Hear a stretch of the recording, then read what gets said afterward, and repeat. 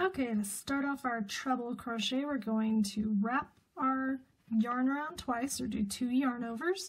Then we're going to insert our hook under the top 2 loops of our next stitch and yarn over and pull up a loop. Then we're going to work off 2 loops at a time. So yarn over, pull through the first 2 loops, yarn over, pull through the next 2 loops, and then yarn over and pull through the 3 last loops. So that's treble because we're doing that 3 times.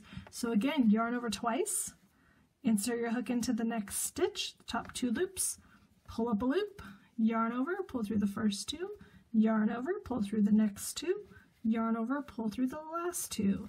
So normal speed is what it's going to look like.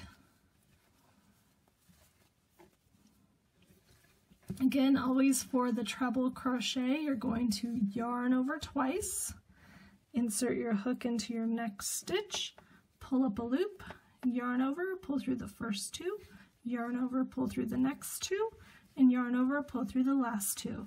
So this is the super fast treble crochet refresher.